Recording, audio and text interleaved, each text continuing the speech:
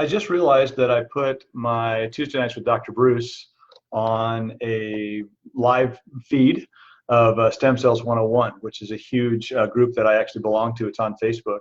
Um, so let me do the microwave version right now. And those of you that catch up with me and haven't haven't heard from me and wonder where I've been, I'll do a microwave version here, and I'll see if I can't post the other one over here just to make sure. um, what an amazing trip. So the reason why I've been out of pocket for a little while, I was on vacation and glad to be back. Went to Europe. Europe during the summer is a mistake. Just don't. Go during like fall or sometime, because everybody right now is on vacation. So nobody's working and they're congesting the streets. And I would say that a crush of humanity is probably the easiest way to describe what was going on over there. So that was really pretty hard. Europe is old too, by the way. We saw a lot of churches and a lot of things that were just awesome. And they are old over there. I mean, really, if you see something that's really cool over here and it's 300 years old, it's absolutely like, wow, that's really cool. It's 300 years old. They're not even interested in it till it's like 600 years old or 1,000 or whatever it is. Europe is very, very old. Two really cool stories, all right? One is that we went to Marseille, France. Marseille, France exists. It's a port. And Marseille, France exists because of one thing. It's a notch inside the coastline. It's about 3/4 of a mile long, maybe 1/3 of a mile wide. So when the Mediterranean is doing something crazy, you go to Marseille, France, you pull your ship in. This is lots of years ago. They say they're 2,600 years old. And so you go to Marseille, France, and you dock inside this little finger of safety.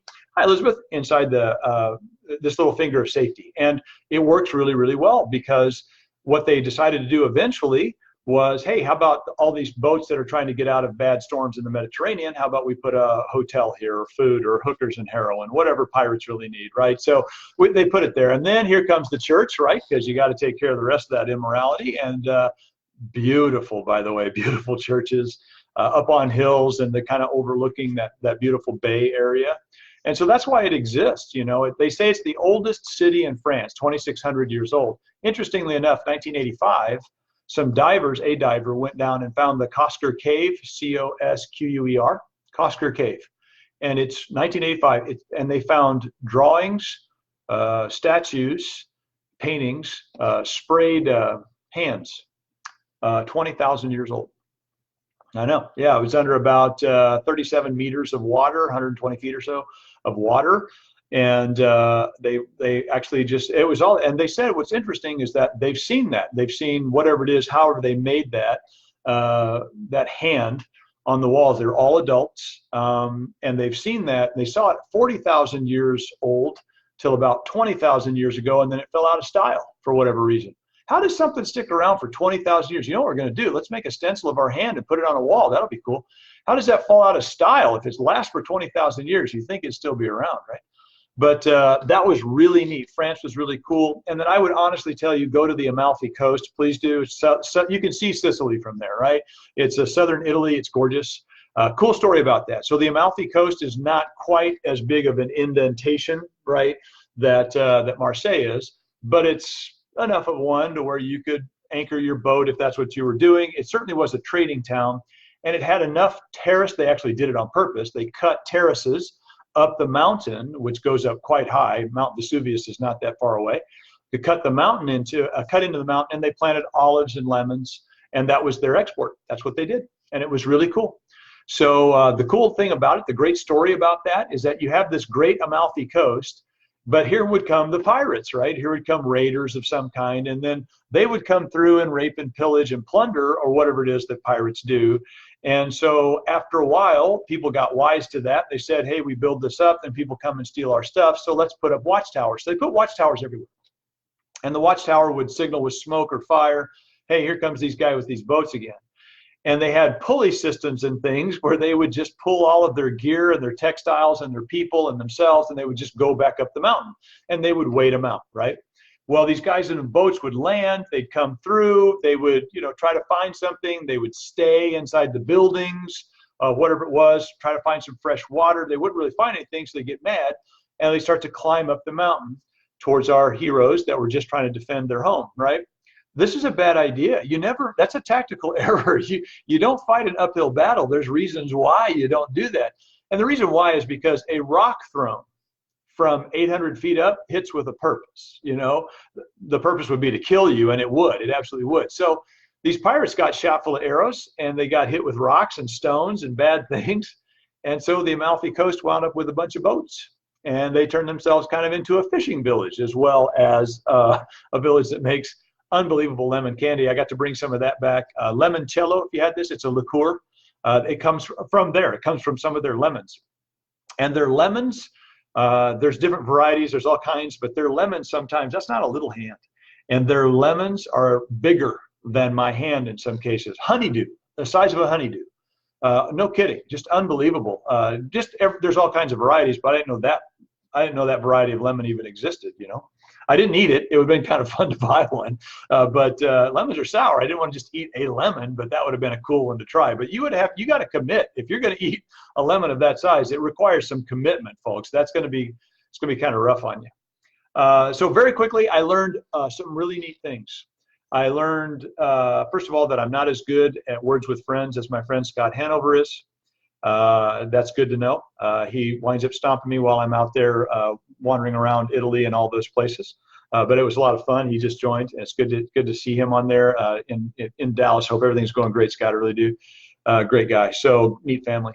But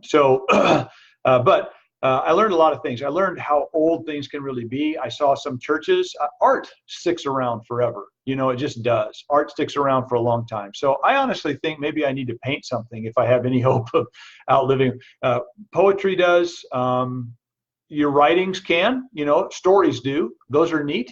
They seem to last for a long time. Statues do. I don't know that I'm going to get into sculpting, but if you want to live forever, build a statue, especially something huge, right? But that's kind of what I learned from over there.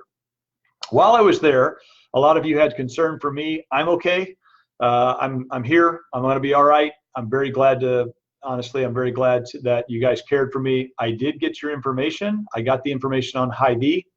Hy-Vee now, they're underwritten by their own insurance. And right now, they are asking all of their employees that require joint therapy of any kind to first seek out regenerative medicine. Hy-Vee has a chain. First seek out regenerative medicine before you have a joint replacement, which I think is fantastic. I really do. I am going to say, though, that the piece that was written in the Des Moines Register, which is quite long, the piece that was written in there then started talking about all of the opinions of the current medical regime. I also have to tell you, guys, here's the truth about that, right? The people in power don't want to be kicked out of power. So they're going to say whatever they have to say, no matter how innovative, no matter how well something works, they're going to do their best to say it doesn't. That's just life. It's normal. And don't feel bad for them. They're doing a good thing. The other thing that I would say is that the company that they went with, Regenex, I think this company is great leadership. I think they're doing a very smart thing. I do not like the guy that runs it in Centeno, simply because Centeno hates everybody that's not Regenex. That's just how it is. That's how he acts. That's how he does his stuff. And I don't know that that's really good or necessary. So I would prefer that he just gets what he gets, does what he does. And it's good. I really honestly think it's good.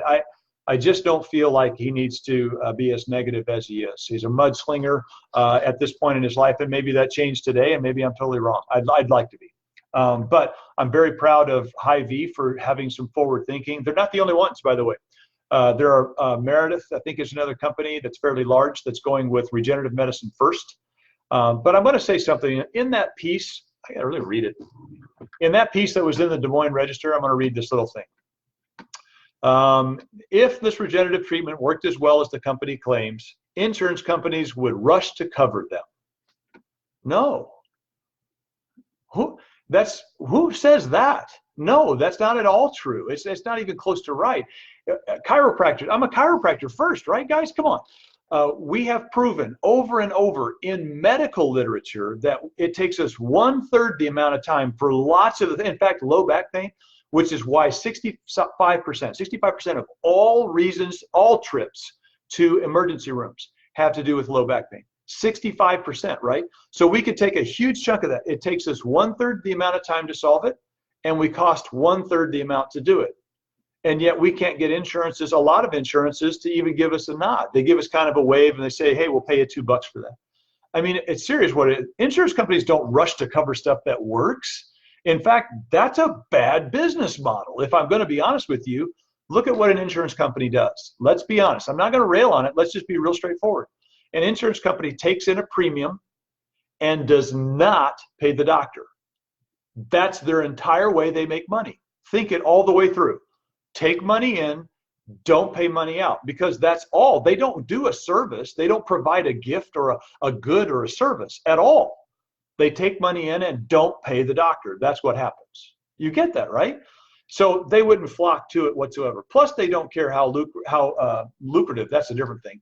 They don't care how well it works. If it works, it works, but they don't care. I'm going to tell you right now that there's no joy there at all.